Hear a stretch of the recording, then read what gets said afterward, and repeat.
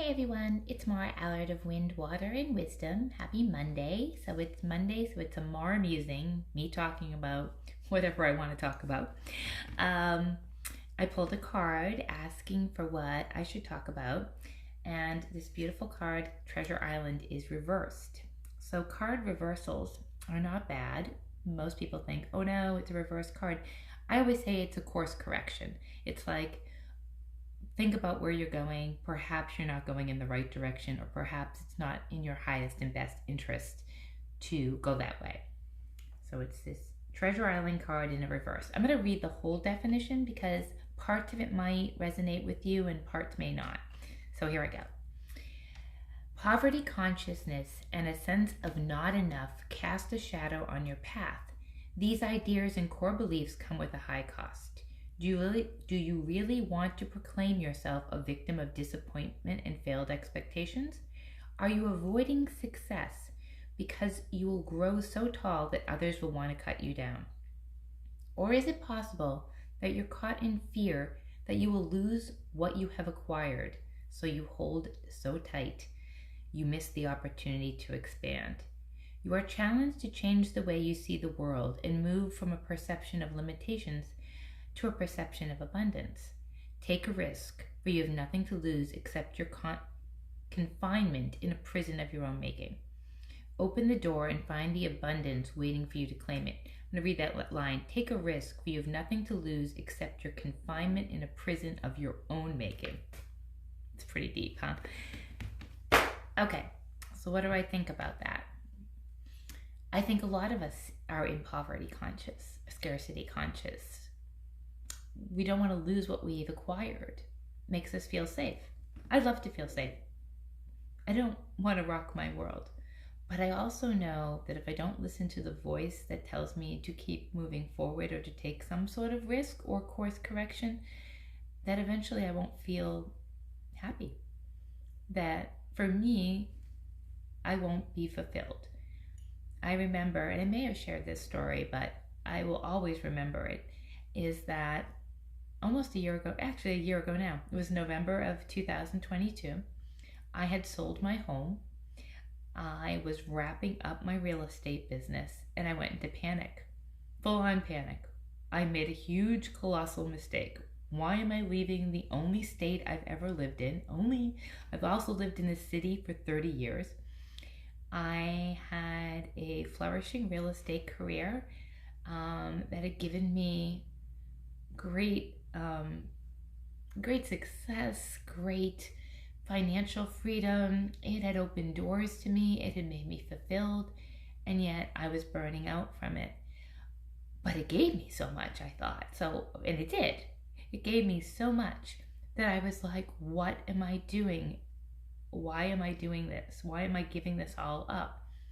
And I called my youngest son, who was 28 at the time, and I'm like, I don't know what I'm doing. I think that maybe I've made a mistake. Maybe we stay a couple more years, ride the real estate wave, have my husband retire fully from the company he works in.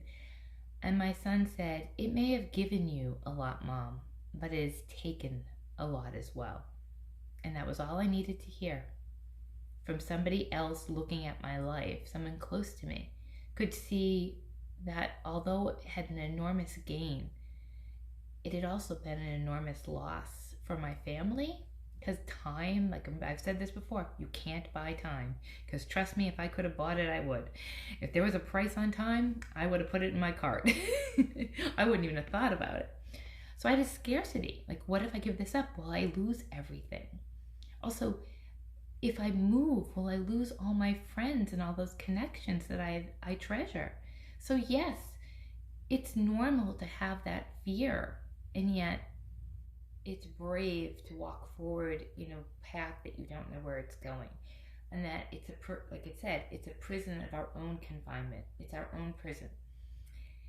You don't have to take big, huge leaps of faith and make huge moves and career things.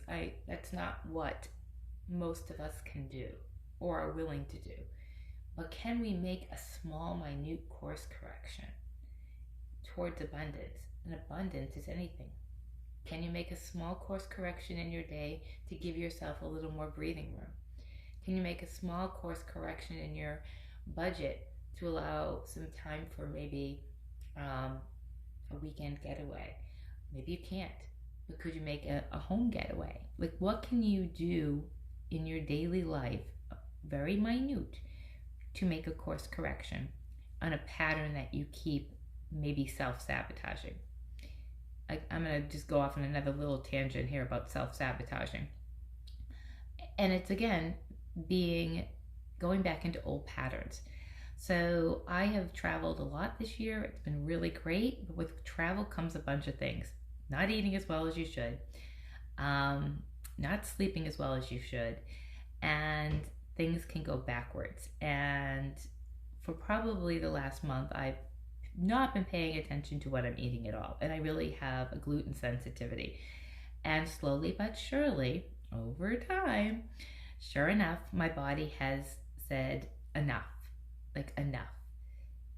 And it was that almost scarcity of, but I love to eat bread. I love to eat this. I love to have this. But I know it's not good for me. And so today, I started back to confinement of my own mind, that I like it, I need it, I want it. Back to the clean eating that I was doing. You can cheat every once in a while. But you can't cheat all the time if you have a gluten sensitivity, unless you want to deal with feeling not great. I don't want to feel not great. So again, I let that slide and you just course correct. I always view that card as a course correction. Okay, course correction. Any universal card is a course correction. And where am I holding back? Where am I holding back? I'm holding back because I want my old diet. It feels good. It feels familiar. It feels yummy. I love real ice cream. I love real bread. But it's not, when I eat like that, my body acts up in ways that I don't like. So I challenge you, just like I have to be challenged to go back to clean eating this week, is where can you make a little bit of a course correction, a little bit of an improvement? And when we do those things, there's also science that even if you say, I'm going to change the way I drive to work, that's actually rewiring your brain to be open to new ideas. So if the one thing you do is, well, I'm going to take this new street on the way to work, you're actually changing the brain patterns.